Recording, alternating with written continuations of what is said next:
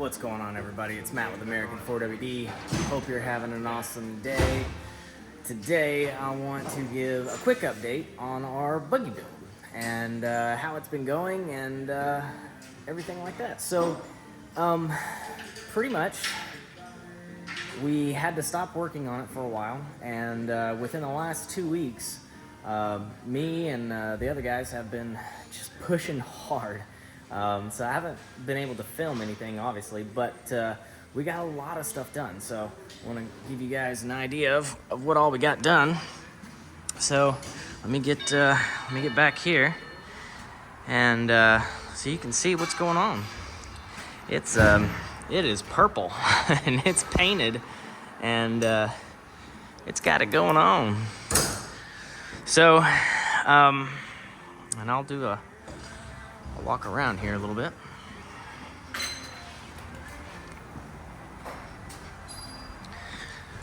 There we go. Yeah. So it's doing the things. So I guess I'll give you a quick rundown of what we got all done and what we got still left.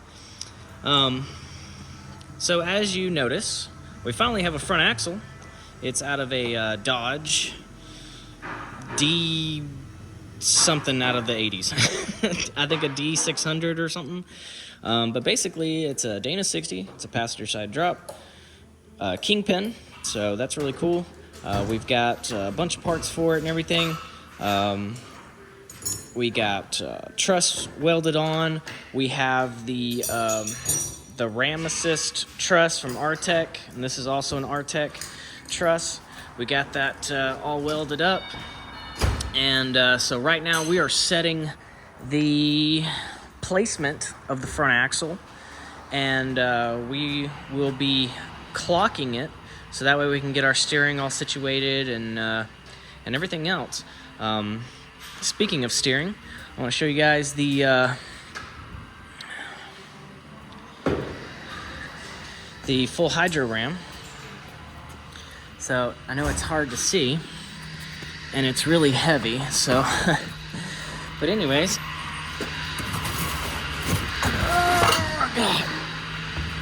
here we go. Check that out. So this is the Pro Series. This is from BigShocks.com, and obviously we have their bonsai coilovers. So we wanted to go ahead and go with them for our full hydro assist, and so they hooked us up. They got us the full hydro ram. They got us a bunch of heim joints, steering components, the rod ends, whole bunch of stuff for that. So hopefully here soon we'll be able to get that ram on here and have full hydro. They also hooked us up with our steering situation. So we have a 9-inch steering shaft, and of course we have an orbital that they supplied behind that. New steering wheel with quick release, so that'll be, well, I can't do it one-handed, but you get the point.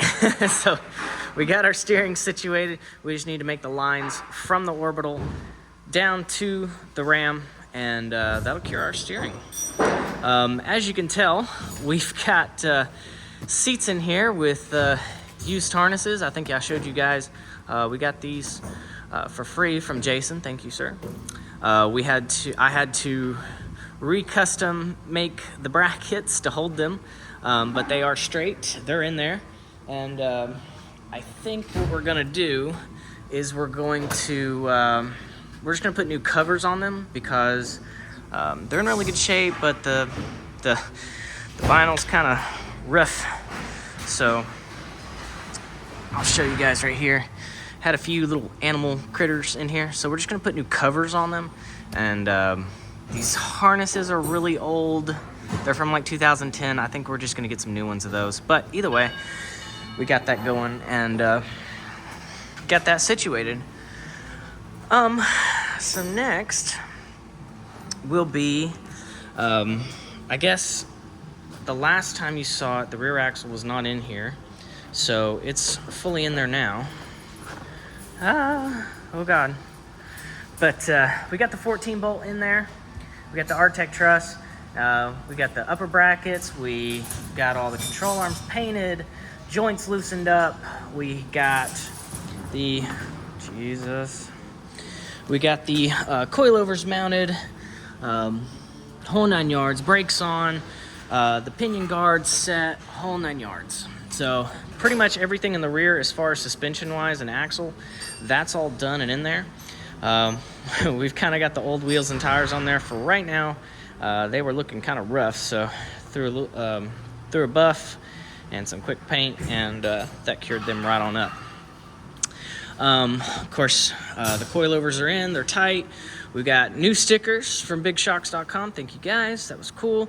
So that way it gets our Bonsai edition, you know, all set up. They're charged, they're rebuilt, new hoses on, all 9 yards.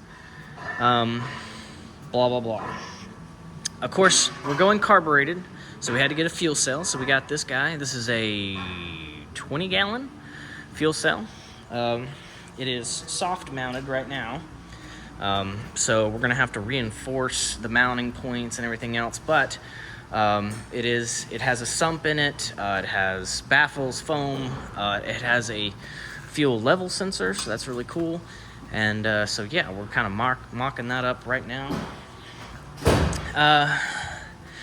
Next thing you'll notice is we have the JB Fab twin sticks installed, mounted. Of course, the T-case is not in just yet, but it's all mounted in there, and that way we have dual sticks. We have our Hydro e-brake installed, ready to go, all plumbed up. We have our new switch panel. We had to get new switches and buttons because it was all junk. And we got our new gauges. So if you notice the crazy colors, we did all that, Austin did all that. He did a really good job and things like that. I remade the dash into one solid piece. It's nice and pretty now. Doesn't look like crap. So yeah, we also finished the cage, all the welds, all the paint work. So that got taken care of. We have the transmission back in there, and we have the engine in there. So, hey Austin, hey, can you open this? Sorry, I'm one-handed today. There we go, thank you. All right, so we got the engine in there, installed. Had a few minor issues with that. The engine mounts that were originally here on the frame, the entire engine assembly was actually over to the driver's side 2 inches. So we had to remake those and bring that engine back to the passenger.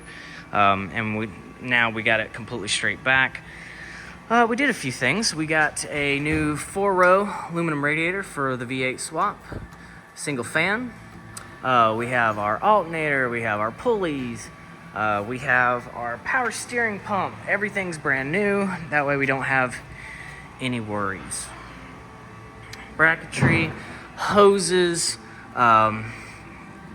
we got air filter, we have our MSD distributor back there, new wires, plugs, brand new master, brand new booster, and a little bit of color right back here. We have a new slave. We rebuilt all the lines and made those nice and pretty. Of course, one of the big things you'll know, oil filter, we got oil in it. So, I mean, pretty much she's ready to start. We did a lot of the wiring. We just have to clean it up, obviously, but it's all there. We're just gonna make sure everything works before we fully, make it pretty. We've got our headers. Now, this was weird. So, basically, you can't have a header that ran straight down because it contacted all of the mounts, and we couldn't have a header that dumped back here because of the upper link mount. So what we did was we flipped these JBA headers, and we flipped them and put them on the opposite sides, and that way they come out forward. So that way it gives us plenty of room to put an exhaust on here. It's still short, it's gonna be loud, but it's not gonna be ridiculous. So I made a loop, simple loop, down to some MagnaFlow mufflers and a simple dump on both sides. So that should take care of our exhaust. It's gonna be loud, it's gonna be a little smelly, but you know, hey, when you're lacking room, this is what you gotta do. We got the front coilovers in, the reservoirs mounted, new hoses, all that fun stuff, new stickers, mounted to the front axle. Of course, all the front links, we painted them, we freed up all the heims, all the jam nuts, got it all mounted. It's all in there, and it's pretty much permanent. This front axle will have to come out to get finish welded for that front ram mount. And here, I'll give you a better look at that. There you go, from our tech. And but for the most part, where everything is sitting so far, it's gonna stay. Another thing that we did was the grill. Of course, we painted it and everything else. We're gonna put some lights in here, but it wasn't even in the correct space. So we re-welded, you can't see it, re-welded the bottom mount, and we adjusted the rods, and that way the grill sits perfectly in its location. We got a Smittybilt 12,000. I think that's a little bit much. We might change that to a smaller winch. I'm not sure yet. Just depends on how heavy we are. But we do have that there right now. Of course, this is a Gen 3, so it's really nice. It's gonna do all the things we want it to do. We got the breathers for the valve covers, alternator wired up, everything's situated. We still have to put the wiring to the coolant temp sensor and the oil pressure sensor. We'll do that here shortly. New slave cylinder and everything else, so that's ready to rock and roll. Yeah. A bunch of work. We've really been just knocking it out of the park, and of course we still have so much more to put on, obviously, and that'll take a while, but you know, hey, she's getting there for sure. Big thing you'll notice is the panels. So we custom made these new panels. Instead of one giant solid piece all the way to there, and then a giant solid piece all the way to there, and it was tacked on to the roll cage, we made smaller sections, and that way if we get any damage or anything else, we can just replace that section. It's easier to manhandle, and I think it looks better. You get these small cutouts so you can see some of the cage and things like that, and I think it looks really nice. But we made all that, painted all that, we got it riveted into the cage, and that way, of course, easy pull apart if need be. Yeah, she's coming together. We still have to cut a hole for the fuel gauge, but we have our basic water, oil, pressure, and RPMs on there. We have our stick shift. I think what I'm gonna do here is angle that up a little bit more. I think I angled it too far down, but we'll get that situated here soon. Got the pedals all situated. And yeah, she's slowly coming together. I'm not sure if I showed you guys in the last video, but the entire bottom was wrapped coated as well. So all of the rust and all of the surface rust and all of the bare metal, all the missing welds, all that got taken care of. So she's ready to roll.